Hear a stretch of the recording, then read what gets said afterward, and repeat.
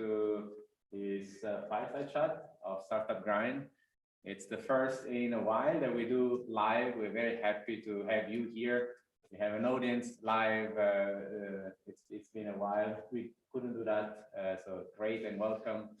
Also welcome to everyone who's following on the stream and maybe later on YouTube when these will be made available. Welcome to Jürgen. Thank you. Great to have you here. Absolutely, welcome. Our special guest. We're gonna hear stories to inspire and educate and connect. That's a bit what the Startup Grind does for the community of people that love startups and entrepreneurship. And also thank you, C Vision, our host for today. You can see a banner behind me. It's a cool startup here in Zurich, and I would invite one of their engineers to say a few words and also show. All right, we're gonna do a little demonstration of what you guys do. So I hope you guys can see me. Hello. Oops, that should be me, right? Okay. So yeah, welcome to this event together with Startup Grind. I'm Orestes. I'm one of the people at Zurich Vision, and what we are doing is basically making cameras autonomous. Our mission is to make effortless video productions. And what does this mean? Is imagine that you are like now on an event, on an in-house studio, or even in a corporate situation that you want to stream or produce a high-quality video content. What we are doing is that we are making this easy and effortless, so non-professional people can do it. You as an entrepreneur, you can go in the studio, in the event, and you can make your elevator pitch. You can make a pitch for your investors as easy as you would do it with your own laptop. And in the end, what we are making is actually a software which you can see in our interface. If Felix there, exactly. So we have an interface, user interface that if you have a professional, they can stream. They can use the interface in order to give the high-level commands to the camera. What we are doing is basically we are using computer vision. As you can see, we have these nice dots which are floating around my body, and if we go close to each other, then you see that there are other people in the frame as well, but the camera still keeps track of me as I move around. But is this the only thing that we do? No, tracking is the one of the things that we do. What it's very important is to automate the whole production workflow. Here we have audio, we have lights, we have multiple cameras, and immediately it becomes quite difficult for non-professional people. And that's what we do, is we are making it easy for everybody to be able to use and produce high quality content. Thank you, Orestes. Thank you. Thank you. Yeah, impressive. Really cool. So let's get started. Yeah, we can even stand and maybe. Yes, a standing desk. You know, I'm used to that, and at home in the office. So Jürgen, great to have you here. I've known you for a little bit, not a very long time. Then maybe after we can disclose a bit more about how we got to know each other. But for everyone else, I'd like to ask you, first of all, where are you from? Where's your background? Yeah, so actually I'm from Italy, from Alto Adige, which is actually kind of a region in the north of Italy, bilingual region, German, actually kind of Italian, that's where I'm from. Then spent my first school years there, then went to university to Austria, to Germany, and then actually kind of started business life. Yeah. Okay. And when you were a kid, what is it you wanted to do? What was your dream? Actually, I wanted to become a musician. So I studied music, music conservatory and classical flute. And yeah, that was actually kind of my dream. But finally, I realized that a good teacher, he told me like, hey, Jurgen, you know, you might actually be good enough. You have enough talent to play in orchestra, but you're not going to be a top musician. And I actually said like, well, that's not enough. So I really would like to be, let's say, a top musician. So I'm going to switch to somebody else and something else. And then I decided to go into computer. Yeah. And what was the influence of your family on your choices for studies and careers? Yeah, I mean, like, I think a pretty big one. So I think I'm coming out of a family of entrepreneurs. So my grandfather, he was an entrepreneur. My dad was an entrepreneur. My mother was an entrepreneur. And I think like that obviously already kind of guides you to, hey, let's build something, you know, let's run a business. Obviously you listen to all the conversations in the family about, you know, hey, we have this problem, how do you fix this and so on. Even if you're a kid, right? Even you just are maybe 10, 12, 14 years. I mean, if at home during lunch, they speak about, oh, we have this financial problem or we have that, you're like, oh, wow, you know, big problem and so on. And, you know, I think that kind of influences you. And I think I always want to become an entrepreneur. And I think also because, you know, I lived this entrepreneurship as part of my parent house. Yeah. And then my dad, he was actually kind of running the first electronic data processing company in the north of Italy. So he was always a fan of big IBM mainframe computers. And yeah, I mean, like maybe that also actually impacted me. Yeah. And did you have some of those at home or? Not at home. That, you know, those are really big machines actually. But yeah, in his company, they had huge actually kind of rooms like this one, but, you know, filled up with machines that had maybe 14 megabyte of main memory and, you know, these huge disks and partitions and so on. I mean, it looked like, you know, today everybody's laughing about it, but that was the beginning, right? And yeah, I think, but I never actually, interestingly enough, I never had like a personal computer at home, right? So I never actually kind of learned how to program. All my colleagues at school, they had this super advanced scientific, actually kind of calculators where they already started doing basic programs and so on. I never did that because I wanted to become a musician. So I was always actually kind of, you know, playing the flute and going to concerts and trying to build up bands and so on. But, you know, finally, actually kind of then I decided to go into software. Yeah. And I noticed the language that you use even to build the band, like build a band, yeah. Yeah, I mean, you need to build a band, right? It's like, you need to find the members, you need to bring them together, you know, choose the music and so on. Yeah, it's a reality.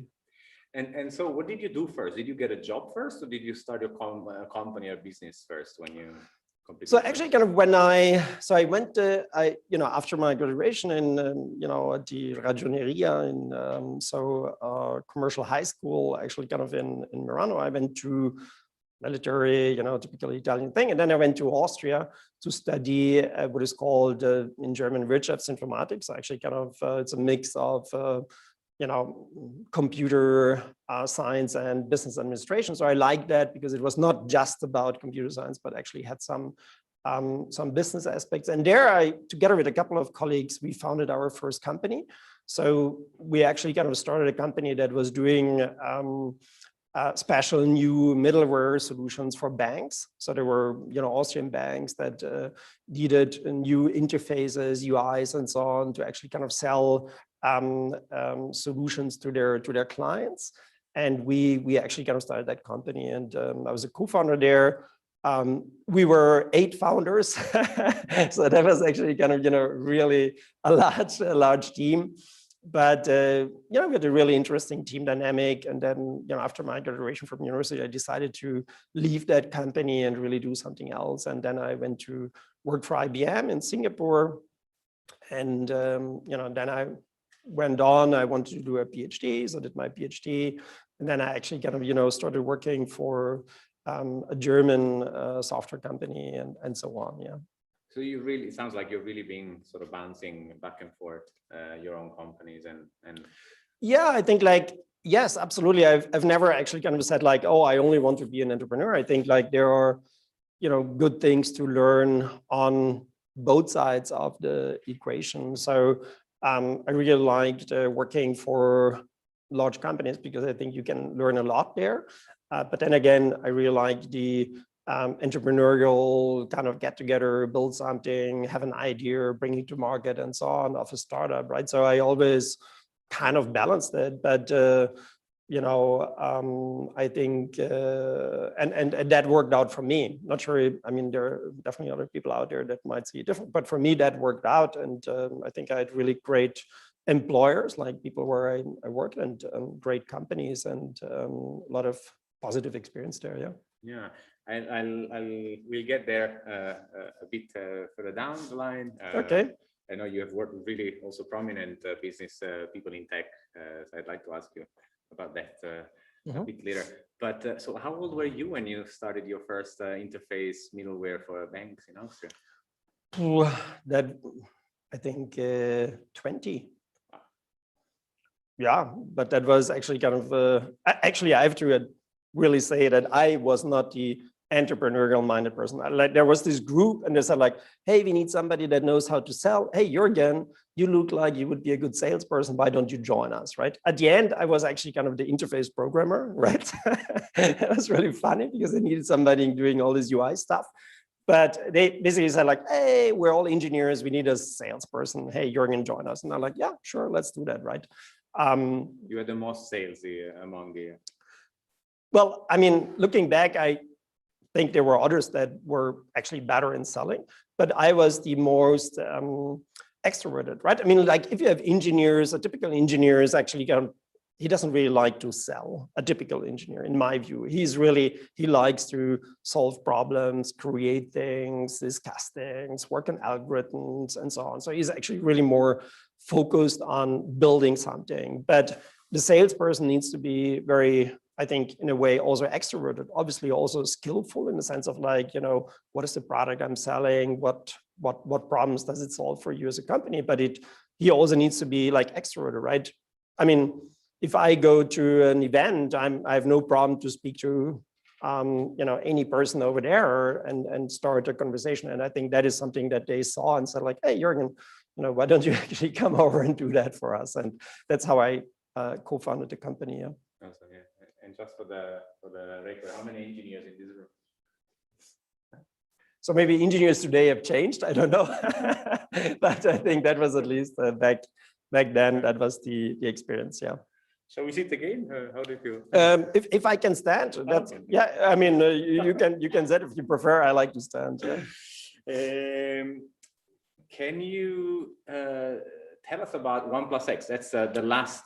Sure. Yeah. The latest startup that you founded in 2015. Yes, exactly. Yeah, so exactly. So 1plusX is a company out here of Zurich. So we started it in Zurich. It's currently a technopark, and it focuses on supporting companies to define the target groups they want to reach in digital marketing, right? So when today you have digital marketing out there, we all know it. When we go online, we see some advertisement and so on. And, companies need to define the target group. So whom do I want to reach? And we have built technology, AI technology, to do that, to actually kind of, define the target segments and then allow you to reach those target segments online. That's what we do. We basically started doing that back then because we realized that a lot of companies, media companies in Europe, they are struggling with that. So they don't really have good technology to compute target segments.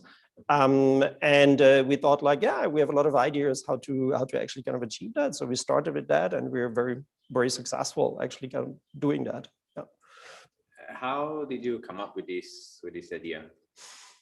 Well, I mean, like, it's before I worked for Swisscom, and then I worked for Google, and actually kind of, what I learned at Google is that, if you have a lot of data, you can really do, you can learn a lot about people, right? So if you have a lot of data, obviously you can understand what motivates people, what are they driving, where are they interested in, all that kind of, I would say, like more detailed information that Google is also using to improve its search quality, its product quality. And then I actually kind of joined, Swisscom, and I realized that, Swisscom is maybe a special case because they obviously have a lot of data. They don't want to touch that data because they say like, hey, that's not our data, that's the data of our customers. But I was always there, like a Google-minded guy saying like, whoo, lots of data, let's actually kind of do something with it. And the Swisscom guys were saying like, hey, hands off, that's actually kind of, really important that we respect this ownership and of the user. I think that's absolutely correct and absolutely great that they did. But then I actually kind of said like, I started speaking with former Google colleagues. I started speaking with media companies, and they said like, media companies said like, yeah, we have all this actually kind of behavioral data and so on, but we don't know what to do with it. And then my Google colleagues said like, it's very actually kind of, let's just compute something, right? So we actually kind of went off and we just started developing in what today is called a minimum viable product, MVP. And we basically kind of had this algorithm running in the background for a media company. We said like, hey, do you want to try it? And it's like, yeah, let's try it.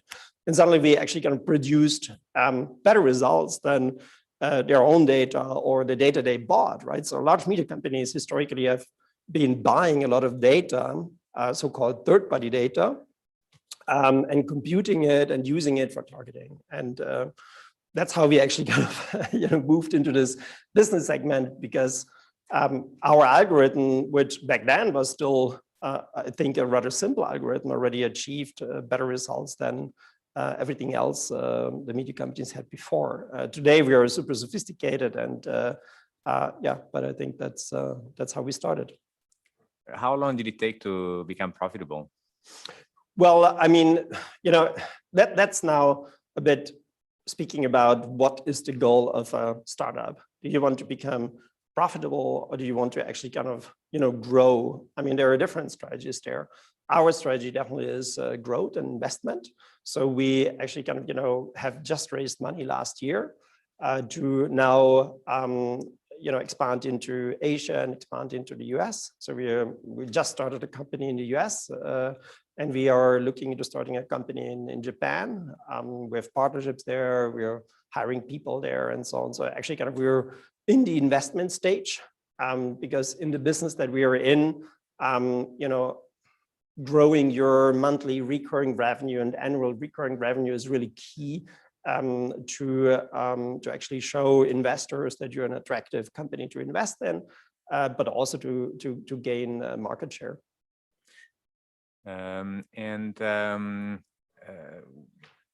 Here at the Startup Grind, we really enjoy hearing about stories, personal stories, and especially the journey, how to get there. Yes, okay. I mean, of course, related to funding and growing the company.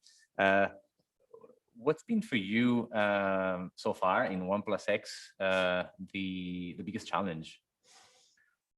The biggest challenge, well, yeah, I think like sales. I think sales is definitely the biggest challenge, has been the biggest challenge, and partly still is, because we're in enterprise level. I would call it high touch sales. So, I mean, depending on what kind of startup you are, you have different actually kind of sales cycles. You have different clients, obviously, that you want to reach and so on. And we are really targeting very large companies that, obviously need our kind of technology because they want to offer super sophisticated and high quality target segments for their advertisers. And so, you need to build up a sales team. You need to have salespeople that are really skilled at this, that actually understand the industry, understand the technology, understand the client, understand your pricing models, and so on and so forth, are very consultative. And that, I think, is really challenging. So, I mean, like, we have been, many startups say like, it was difficult to actually find engineers and so on. I mean, I can't say that it's super easy for us to find engineers, but I think we're much better at winning engineers and growing our engineering team than growing our sales team. It's much more challenging to find salespeople. So, I mean, our investors say we're doing a great job, so I'm happy about that. But purely from, if you say like, what is the biggest problem or what is the biggest challenge that we face, I think is really building out sales. Yeah. And is there something that you would do differently if you could go back? I don't know, any of these 5 years that you've been building the company? Yeah, I would actually kind of hire many more salespeople right at the beginning. Yeah, it's like, I mean, yeah, it's the truth. I think I'm a typical European kind of guy when it comes to product and quality and so on. I mean, you know, at another company that I had before, you know, that we back in 2003, another startup, we actually we focused on the product, the algorithm, the quality, the measurement, and so on and so forth. It was actually kind of a positioning, you know, Wi-Fi positioning system. And our American competitor, he was like, oh, you know, I'm just going to do war driving. I'm going to, you know, just actually kind of invest in war driving.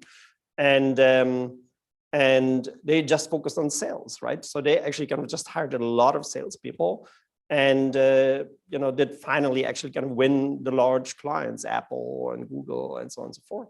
And that was a problem for us. And I think I thought I had learned from that, you know, when we actually kind of started 1plusX, and I think we went into selling immediately, but I did most of the sales at the beginning.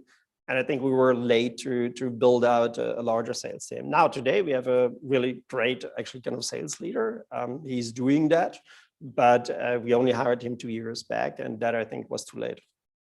And talking about hiring people, how do you go about setting the culture in the company? What do you look for? Yeah, I mean, like, so, I mean, culture is important to us. I think we focus a lot on culture in the sense of like, we do team events. We have obviously very flat hierarchy. We're very transparent. We have every Friday, we have like, you know, a team event where we share the news of the week and so on. Once a month, I do a CEO briefing. Yeah, actually tomorrow, another one where we share the financials. How are we doing? What are the main achievements? You know, what is our cost? What is our burn rate? And so on. So we are actually kind of very transparent. I think much more transparent than, you know, other larger companies. I guess a lot of startups also do that. And we also motivate people to really, you know, decide on their own, take the extra mile, actually kind of, you know, have ownership about your area, right? So HR does a lot of great stuff. They never kind of, you know, come back and say like, oh, can you approve this or approve that or approve the, no, I mean, like just go and do it. Marketing, sales, product, and so on. And we also actually, right from the beginning, we said like, we're an engineering, product and engineering company, right? So we said like, we want engineers that really, you know, have ideas and contribute innovations, and not only actually say like, oh, you know, I'm going to write this code and that's fine. No, think about what are you doing for the entire product? How is that impacting the market? What new ideas do you have, right? Is there a new technology out there, a new kind of, you know, framework, something that could actually kind of produce an innovation that you know, our clients would appreciate. And I think this mentality brings automatically engineering and product together. Engineering challenges product, that's great. Then, you know, product is actually developing more innovative products. Then we have customer success that again brings in the ideas from the client and so on. So we have very, I would say, like transparent, high communication, you know, product focused culture. And when we hire, and hiring for us is a very, very serious business, right? So we are much more stringent. We have many more processes in hiring than in sales. It's actually really interesting, right? Sales, we're like, hey, that's the pitch, here, customer, and go. But hiring, we're like, hey, this is the interview.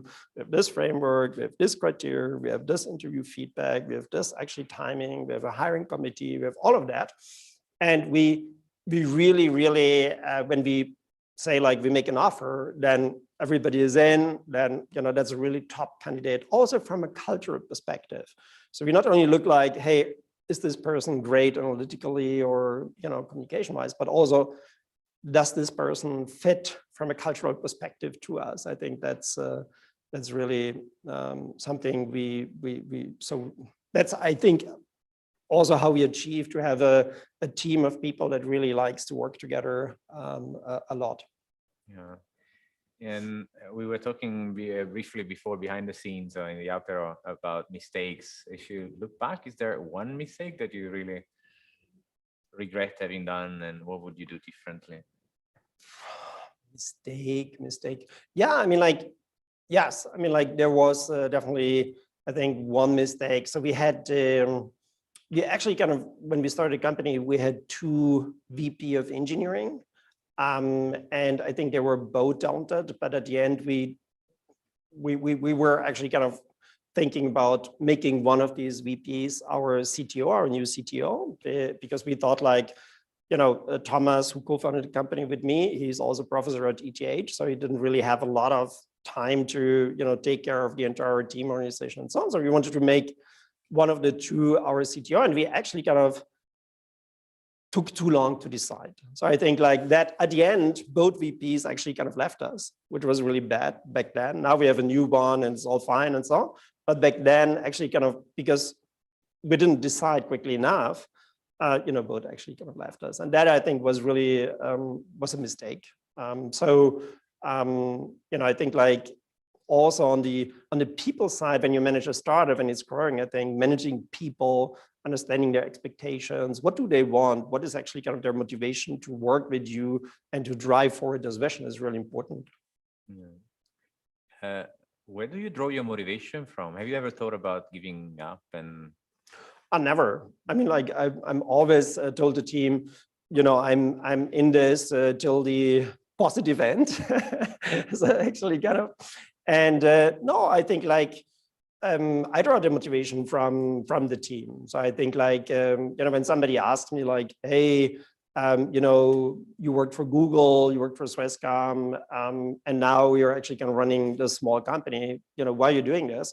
I'm saying, like, the greatest thing running a startup is that you can actually choose the people you work with, right? And I think that's really fantastic. I mean, if you come out of companies where obviously there is power games, there is politics, there is a lot of that. I mean, a lot of great stuff also in those companies, right? So don't get me wrong, but it's a different culture, right? It's like much bigger, much more political and process oriented and so on. And then you can form a team of people that together want to achieve something and have a good time working together, even though they work a lot and intensively. I think that is super motivating. I really like that.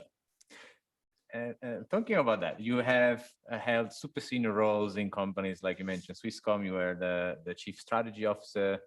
At Google, you were the head of product for Europe and larger area. What maybe the definition, the job title was slightly different. Yeah, so it was senior job. Yeah, I can specify it. Yeah. What is now in insight? The good and the bad of if we take those 2 roles, the best and the worst for you, what's been for those 2 roles specifically? Yeah. I mean, Google was obviously, I joined Google 2007, and that was an amazing time to join Google because it was actually kind of totally, you know, in the flow.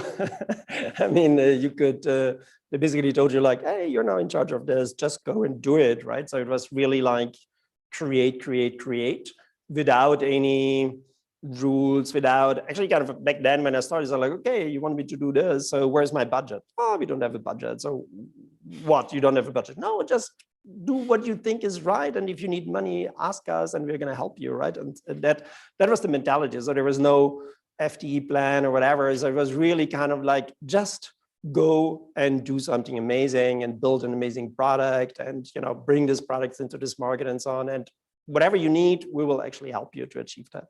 And that was a really cool cool culture, and I learned a lot there. I mean, you know, before I worked for a media company, Bertelsmann, and Bertelsmann obviously being very, actually, directly before I joined Google, I worked for a startup, my own company.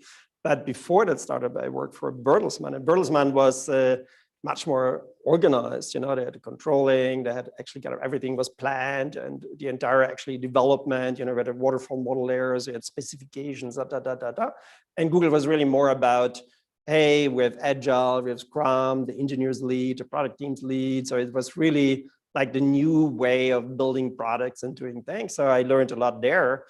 At a certain point, I mean, like for me, it's a bit like that, not now at 1plusX actually, but before, after 5-6 years, I had this like, hey, you know, I need to experience something new, right? And that was the same a bit with Google. Google centralized a lot more. So, you know, different organizational structure and so on. And I said like, and then Swisscom came and Carsten Schloter actually kind of approached me and said like, hey, do you want to, you know, help us to build the internet business of Swisscom out, right? And I thought like, that's really cool. And it was really great working with him and with the team over there. I mean, obviously it's totally different cultures, right? But I think it's good to see different cultures. I mean, I'm totally open to that. I would actually kind of recommend everyone to, you know, experience different cultures and just try to pick out the best of it, right? So I learned things at Swisscom, I learned things at Google. I was able to contribute, I think, at both companies. I think, yeah, that was actually for me a good learning, even though a lot of people actually ask that, like, hey, why are you going from Google to Swisscom? So like, well, Swisscom is also a cool company, right? They really have super high qualified people. They have an amazing, actually, kind of market position. So it's a really cool company. And I think like, obviously it has cultural differences, but that's the way it is. And if you work for these companies, I think you should do your best to also adapt and to pick out the positive values of it. And Jürgen, you worked with Marissa Meyer and Sundar Pichai. Yes. Yeah, the current CEO of Google. Yeah. And she's now CEO of Yahoo or ex-CEO of Yahoo. Super Marissa. like historical figures. How was it to work with them? Oh yeah, that was actually pretty amazing. I mean, Marissa is, you know, I would say like an energy. It's pure humanized energy. she's really super energetic, and you know, yeah, was super interesting. I mean, I was on her team, and Sundar was on her team, so we were actually kind of, you know, peers on her team. And I was running consumer products back then, so search and so on for Europe, and Sundar was actually kind of running I think back then the client division browser. So he was actually already looking into developing the browser strategy and so on. It was great. I think like very inspiring people. I mean, all very smart, obviously, very intelligent and very inspiring people. And again, I think like you can, you know, if you work for, if you can choose to work for somebody that is challenging you a lot, then you should do that, right? I mean, that's again something, you know, but sometimes I have actually kind of people that come to me and say like, yeah, you're looking for this role and now you're making me an offer, but am I actually kind of really capable to do this? And I'm like, why do you question that? I mean, if we believe that you're capable to do that, just go and do it, right? I mean, like, even if you before have not been a team lead or have not done this, whatever, don't care. I mean, just take the mission and do it. And I think it's the same when you work with challenging people, like, and obviously they are in a way challenging because they have a lot of super smart questions and a lot of stuff that they want you to do. Then you can, I think, in a way, learn a lot from that. So, I mean, I've lost actually kind of relationship to them because I think they're super busy, but the time back then was a really good one. And yeah, I wouldn't like to miss it. Yeah. And you also talked about diversity, sorry, not diversity, but cultures and adjusting. And you have lived in pretty diverse places. You worked in Japan, in Korea. How did you go about doing business there? What did you bring back? Yeah, I think, I mean, the first thing is if you know that you're going in such a culture, then it's good to get prepared. So the company that sent me to South Korea actually first gave me a cultural shock seminar, and those kind of things exist. And that was very helpful because, I mean, can you tell us something about what it was? Yeah, I mean, it's a seminar where they actually can run you through the typical situation. So, you know, one situation was like, hey, if you're in Korea and you're in a meeting and people fall asleep, don't get offended, don't wake them up. It's actually kind of, you know, a good sign because they are trusting you. And let's check. Then no one is sleeping here. No. Yeah. No, but seriously, I think like then I was in South Korea and I was running a workshop for a large company, and I had, I guess, 20 people in the room. And at the end of the workshop, or close to the end, 18 were sleeping, right? And I was like, hey, cool, you know, objective achieved.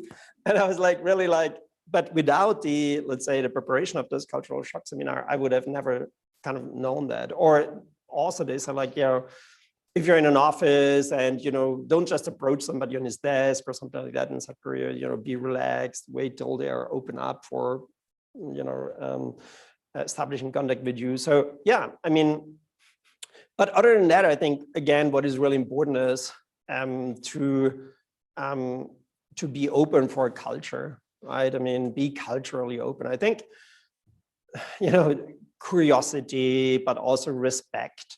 Respect for the culture, but curiosity to learn about the culture, trying to understand how things are moving. You know, I mean, I had this client in Japan, so I was actually in South Korea, and then I already started to sell to Japan, and there was this super large company, and I established this connection to this guy in Japan. And so I spoke to him, I pitched to him, he invited me, and blah, blah, blah, blah, blah. And I would say like 6 months, 9 months, a year later, you know, I was still actually pitching to him and so on and so on. One day he actually kind of came and said like, okay, Jürgen, look, right? We have now a good relationship. We trust you. You tell us that you have a product that does A, B, C and is available in Japanese. And I'm like, schluck, you know. And so we're going to work with you. We're going to run this license, but you need to promise us that on January 1st of, I don't know what year it was, we have the Japanese version, right? So I had actually kind of 4 months to go for that. And I actually kind of knew that moment was like, wow, great customer win, but hey, now we really need to deliver, right? And that is the Japanese way to do business. They're like, hey, we trust you. You tell us, you know, let's actually kind of build in this trust and do something. And, you know, that's something that you then also need to do as a company, right? So back then I went to my CTO and said like, hey, you know, I need a Japanese version by December. And he's like, ha, ha, ha, you know, forget about it. You know, we're going to need a minimum a year to deliver a Japanese version. I'm like, no way. We need it by December. So, I mean, we delivered it by December, but it was really difficult. But I think that is really important. So you need to, in Japan, trust is super important, right? So you're not actually kind of, it's not how you pitch or how you do this and that. It's about the relationship between people and say like, hey, I'm going to support you, you're going to support me, and together we're going to achieve this. And that is really important in Japan. In other countries, other things are important, right? But understanding that, I think, is important to be successful there. And I mean, I like this kind of, you know, culture, understanding culture, what drives people, what do they want to achieve, and so on. And not only in let's say, countries, but also in individuals, also with customers. Super interesting, right? So you have customers, what do they want to achieve? You know, where do they want to go? How is their team structure? What is the driving factor behind certain decisions? And is super interesting. And in Switzerland, what does a startup need to succeed? Yeah, in Switzerland, I think like for me, when we started in Switzerland, I think it was very important to go international very quickly, because I think, at least in my market, large enterprises and so on, the Swiss market is too small. I mean, for media companies, right? So there are a couple of large media companies, they're all our customers today, but that's not enough. So actually for us, it was really important to go international very quickly, and also build the mentality in the team, saying like, hey, we're going to support all these languages, we're going to support all these markets, we're going to be, you know, all over. Don't limit yourself to say like, you're we're a company, we're a Swiss company, so Switzerland is your market. That was important for us. I think Switzerland has amazing, actually kind of infrastructure for startups. Obviously, you know, it has actually kind of fantastic schools, fantastic, actually kind of educate people, like well-trained people, business angels that actually kind of, you know, have capital that they want to invest. You know, a very good legal framework, accepted legal framework globally for company investments. You know, it's easy and fast to start a company over here. So I think all of that, I think, is really good.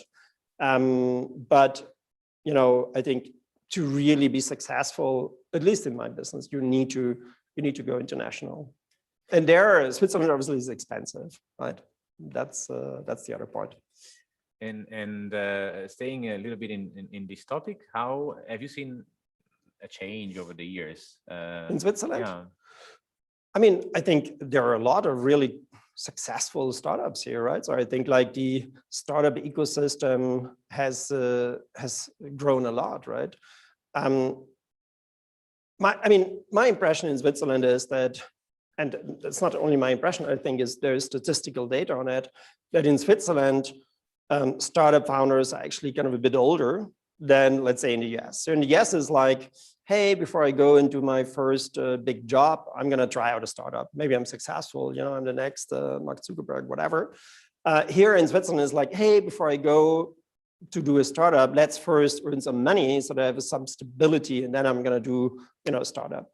And that obviously brings a bit of, I would say, like, creates different startups. I think Swiss startups have more experienced people, but are also maybe not as dynamic and you know, as maybe the typical kind of student-born startups, right?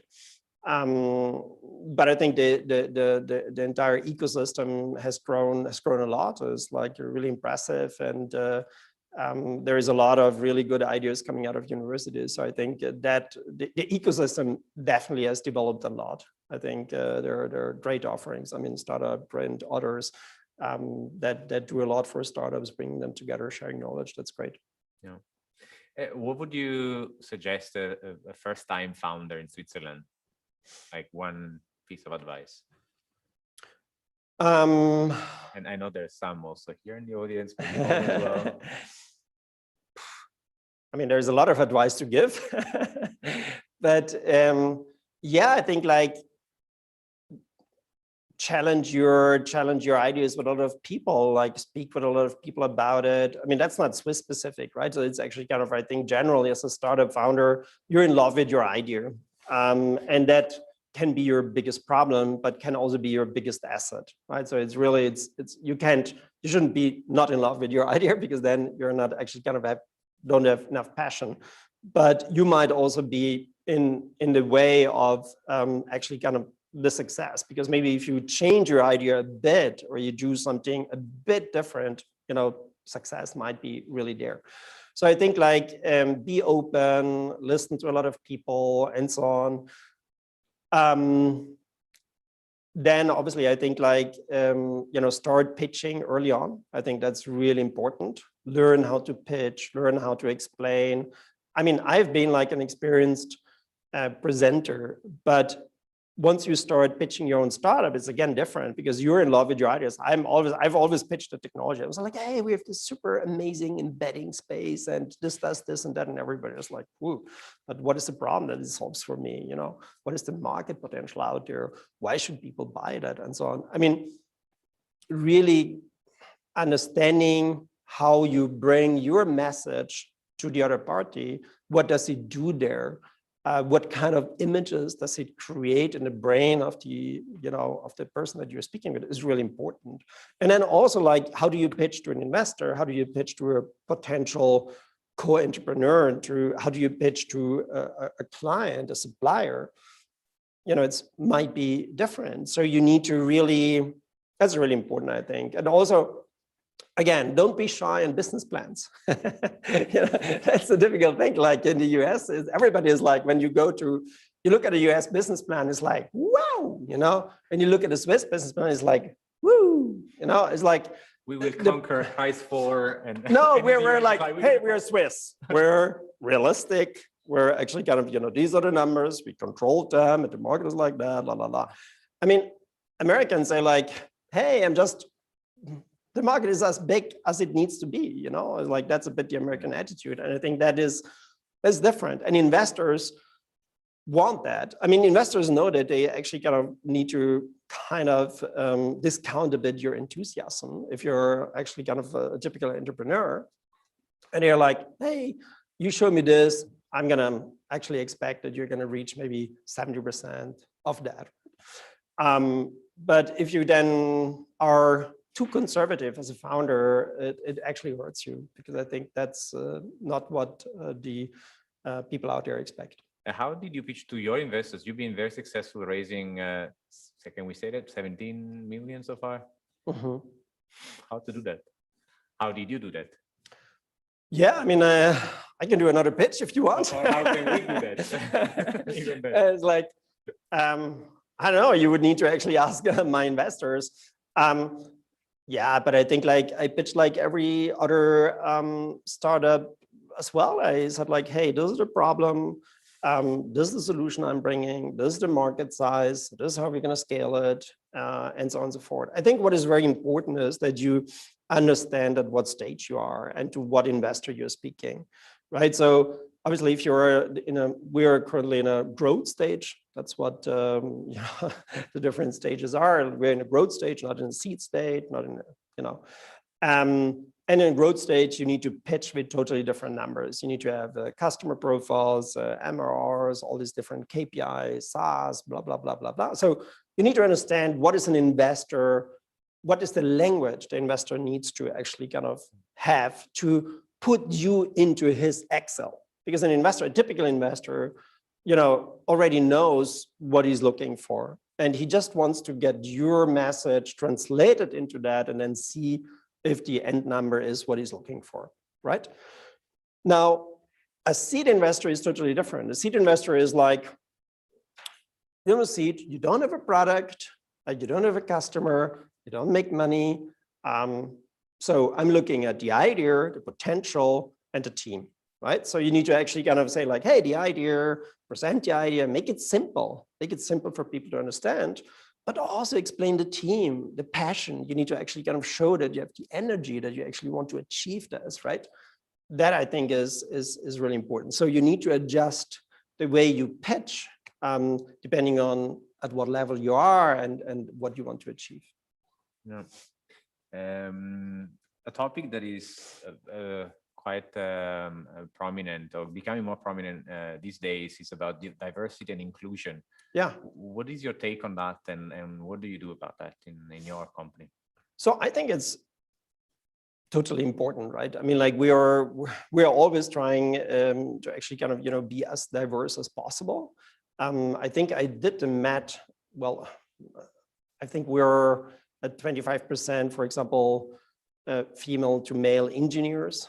But I think diversity is not only gender, but is a lot more, right? So it's actually kind of, yeah, I think it's very important, because I think if you really want to get creative stuff, you need to be diverse, right? So, and I think what is also important is that you have people that agree to that, right? So it's not enough that you as a CEOs are like, oh yeah, we need to be diverse and so on and so forth. You need to have the team wanting it and actually kind of HR then also, you know, really communicating it out and recruiting the way it is. Yeah, I think it's important, but it's difficult to achieve, because in the sense of like, how do you measure it, right? So do you want to?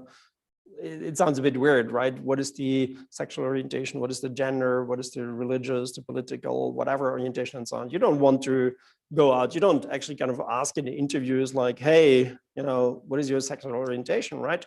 No, you're not supposed to do that. And I think, but on the other hand, you should be totally open for that, right? And I think that is important. And we're actually specifically now looking into training also in interviews to be open, right? So if you do an interview, sometimes is you have subconscious, I would say like mental restrictions, right? So, somebody is looking at me like that. I'm like, I don't like that, right? So how do you actually kind of make sure that you notice your perception as an interviewer and you actually kind of, move that out. You sound like, oh yeah, this person looks really weird, but hey, that's not what this is about. This is about actually finding a new colleague, and he might look weird now, but in the future he's going to smile beautifully, right? So I mean, like, that is also something. It sounds like. Yeah, self-awareness. I think there are trainings, online trainings you can do, and it's quite interesting to actually see the result.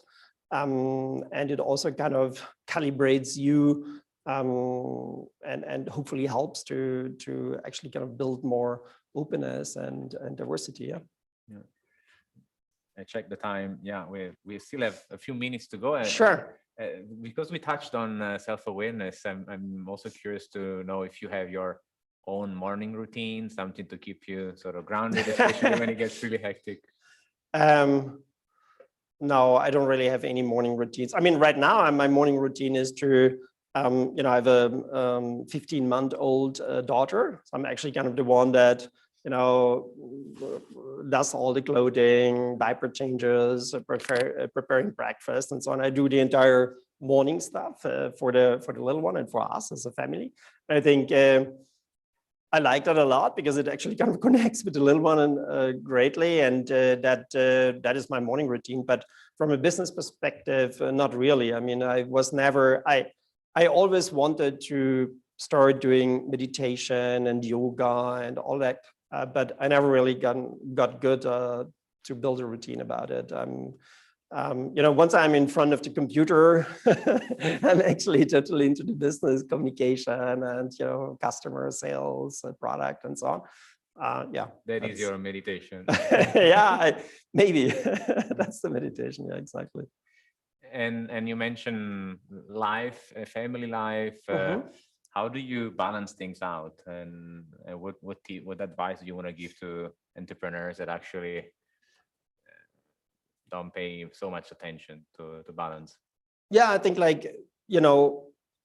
generally, I mean, if your family is happy, you're also happy and you're relaxed. And if you're happy and relaxed, you do a better job at your business. So I think it's always like, what is the environment you need to create to be as productive as possible, right? And I mean, I learned over the years, I'm not, but today I believe that you should give people the environment that makes them as productive as possible. And that doesn't mean that it should be from 9 to 5 at a certain desk and no. I think if somebody's happy, if he has a babysitter, hey, try to arrange a babysitter. If somebody's happy because he just had a nap of half an hour, hey, put a sofa there so he can have a nap. Because once people are balanced, they are productive, they can do things, and so on and so forth. And I think that is kind of important. So, I mean, family-wise, I think it's important that, if you have a partner, the partner is as well happy and not only you. Because that actually kind of influences you. So I think that is really important. Yeah. Yeah. Happy wife. Yeah, for example, or a happy husband, whatever. But yes, I think that's kind of a good ways to start building a business.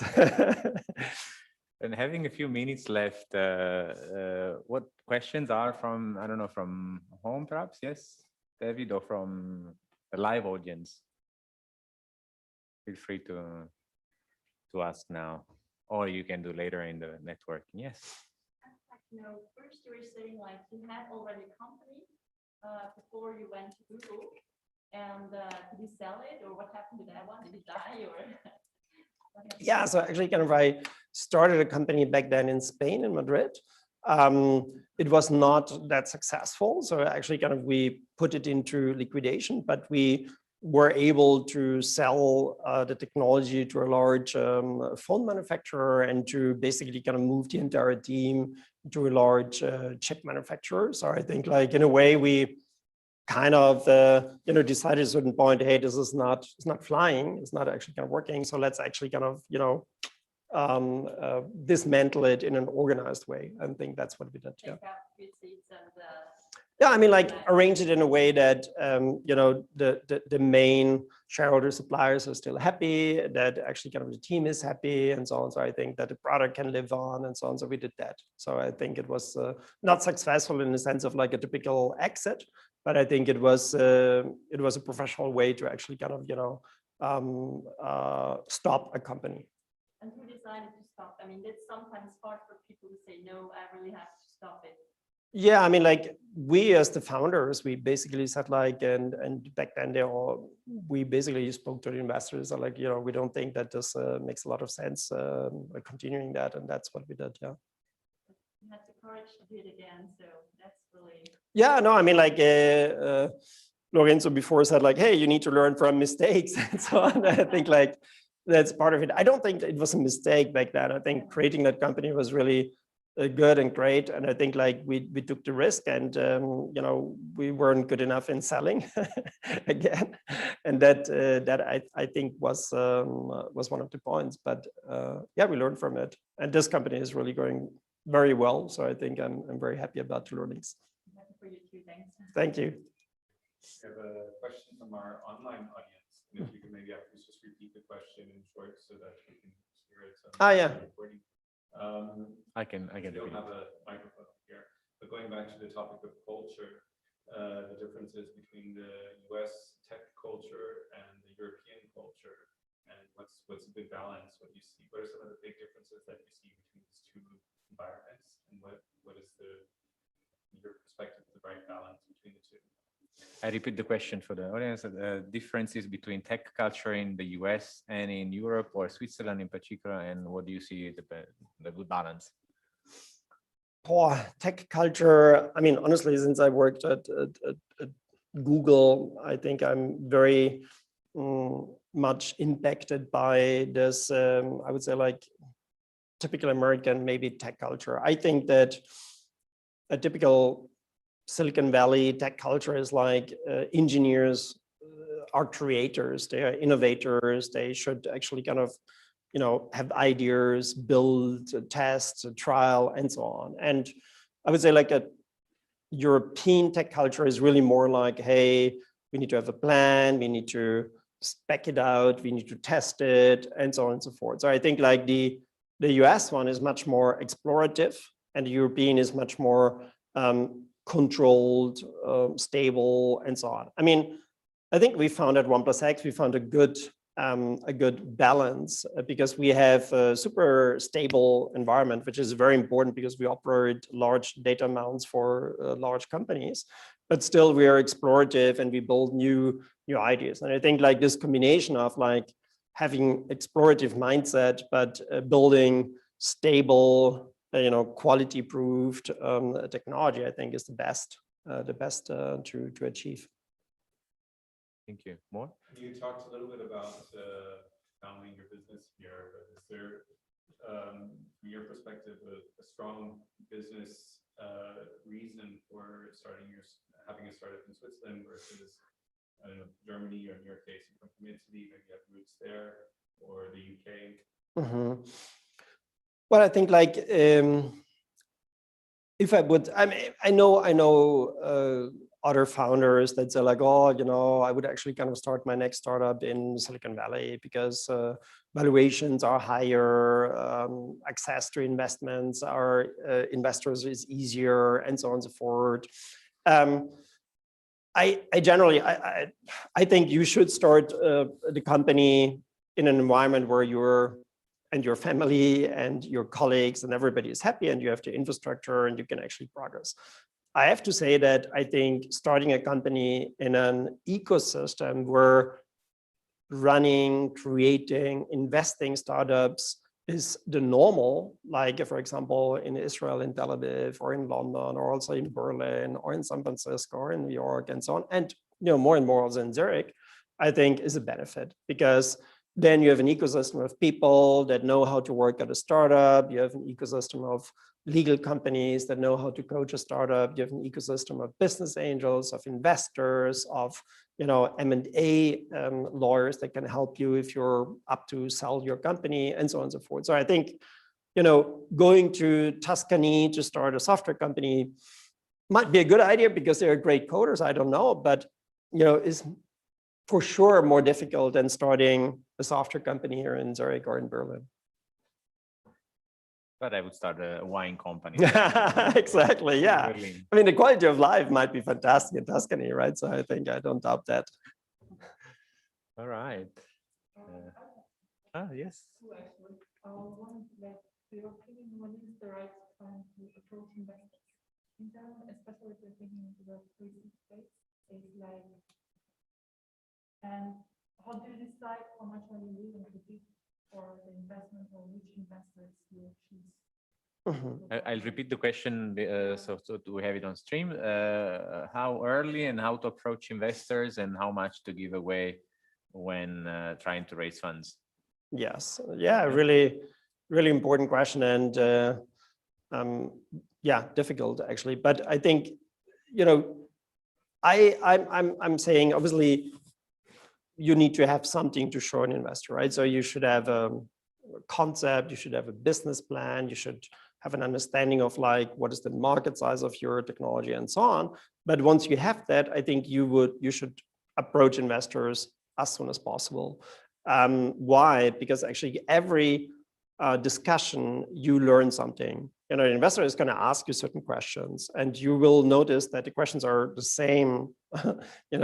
Over time, there is the same pattern in there, and so what you need to prepare, where you need to improve, and so on over time. So I typically, when I go for an investment round, I say like, hey, I have my A, B, C investors. So the C investors are the ones where I'm like, hey, I'm now pitching to you. But I'm not really expecting you to actually kind of invest in my company, but I'm just pitching because I want to learn from your questions. I want to challenge you and you challenge me and so on. And the A ones are the ones that I really want to win. And I want to be super ready to pitch to those guys. So first try out your pitching a lot and start early with it, because typically startups do this too late and then they're running out of money and then, big problem. So I think the earlier the better. Now, how much to give away? It depends. I mean, a typical rule would be very little for a lot of money, right? So, but that can also be a bad actually kind of rule, depending on, down rounds and so on. It's a bit complex, but I think what is important is that you're fair, right? I mean, I'm not the typical American, let's say startups are like, I want hundreds and hundreds of nodes. I think like, hey, there should be a fair valuation, and you should have an investor that gets his fair part because he gives you risk money, right? So it's actually kind of super risky to start to invest in seed stage or so companies. So yeah, I mean, like, but you should actually kind of inform yourself. I mean, what is the valuation of this kind of company? What is the valuation of typical ETH startup? How much do actually you can go to ETH, there is a campus there, is like, hey, how much did you guys get? What was your valuation and so on and so forth? And then you're ending up like, okay, maybe I'm worth $1 million, 2, 3, I don't know. And then I'm like, how much money do I need? So I typically say like, I'm going to invest my next 18 to 24 months, maybe, right? So maximum 2 years, because in 2 years, I'm worth much more. So I'm going to do the next round. Means you're actually kind of going for an investment round, maybe every 2 years for minimum, but actually maybe even every year. So in a permanent your investment mode. You had another question as well, you said? I put them all together. Okay. There was a question over there. Okay, fine. So I have a question. How did you find your first investor? How I found my first investor? Actually, it was really interesting because I was, so I was at a evening dinner party. And here in Switzerland is funny because if you go to a dinner party, it's like either lawyers or bankers, right? So, sorry, I mean the audience, but I like speaking to lawyers and bankers typically are like, oh, investment and so on. And then I met this, hedge fund manager, and he was like, oh, it sounds interesting what you're doing. I have a friend that actually invests in these kind of companies.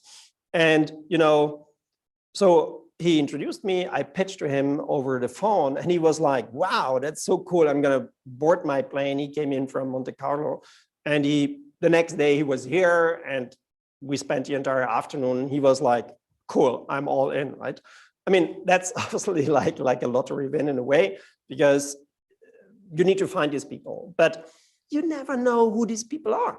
Seriously. I mean, like, you shouldn't, especially if you're in a seed stage, pitch to everyone, pitch to the friend of your mother, pitch to, you know, outside of the church or whatever. I mean, like, you know, seriously, I mean, you need to just go broad and do it. And, you know, you will run into a person that says like, I really like this idea.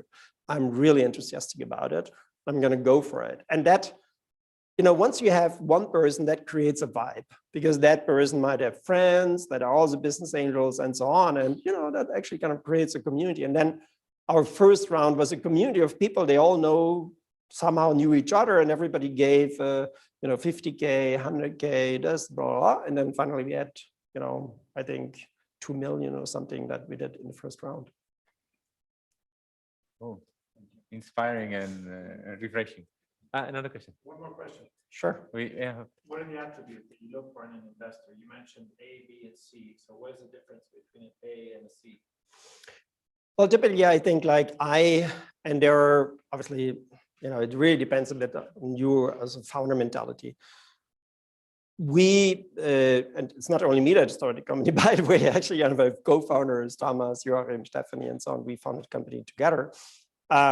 We were looking for long-term investors, right? So we are not a startup. We're not saying like, hey, come on in 5 years, we're going to be like, you know, selling the company. No, we don't do that, because we want to build, you know, a large, really large, international, very valuable company. And that can take many years. You know, it's actually kind of expensive to build a large software company, and it can take quite a lot of time. So that's the first point. You don't go for investors that put something into your contract because I was like, in 5 years, I want to have the option to get out. No, you're in, and you're in till the end. And the end can be in 10 years, 15 years. But I mean, don't shock them too much. Don't say 20 years or 15 years, but don't accept that kind of term. I think that is important. The next one is, what is your chemistry with this person? The person is going to sit most likely in your board. So, you know, go out also for a dinner, have a chat about him, ask him for his hobbies, you know, try to actually kind of have a challenging conversation. What is the person about? You know, what is your chemistry with this person? I think that is really important. And then obviously it's always great to have an investor that, you know, knows your market, understands your market, can help you not only with money, but actually also with maybe a network, with, you know, some business, general advice and so on. I think that is also really, really valuable. And then last but not least, obviously it's also good to have investors that can go on with follow-up rounds. So somebody that says like, hey, you know, I'm going to invest this amount now, but if you guys reach this goal, I'm actually really open to invest maybe more, right? That is a good sign, because I mean, you don't want to change investors all the time, right? You want to have a certain stability, and I think that's another criteria I would go for. Thank you. And yeah, we're super tight with time, David. I'm going to answer very quickly. Yeah. A follow-up on this question. Yeah. So if things go south with an investor, he doesn't do what he had promised, or the chemistry is not there, how do you get rid of him? Or her? You want to repeat? So how to get rid of an investor if things don't work out? Well, I mean, like, honestly, I've never been in such a situation, luckily, but I'm pretty much sure the investor has an idea, because an investor also, you know, if it doesn't work out, it's not only for you, but also for the investors. The investor is going to tell you like, hey, let's do this, and trust, right? Other than that, you could actually kind of also think about, you know, arranging a buyout. So if you, I mean, investors typically have some, let's say, percentage multiples and so on in mind, right? So you can say like, hey, I would have an open conversation with the investor, like, hey, it doesn't really work out. So what would you need to actually sell your shares to another investor, right? And then you are in this situation that you need to find another investor. And yeah, that's the way I would do it. sad to end on this note. Hopefully, we can change it in the video. You know, we actually kind of had a question somewhere. But so yeah, we came to the end. Thanks a lot, Jürgen. Yeah, thank you for the invitation. It was good having you here. Thank you very much, everyone, for really good questions. Thank you. Thank you. And thanks to Servition for hosting us, for offering also this infrastructure for the production, video production, the apero. I would like, you mentioned lawyers, so let me also thank our partner, Page Dreyfus, that has a startup desk available. I think some of them are on the line now online, and support startups as well. And yeah, with this we can close the video stream and we can move on around the stage, around the room, and also enjoy maybe a little more of the apero. Cool. Thank you very much. Thanks, everyone.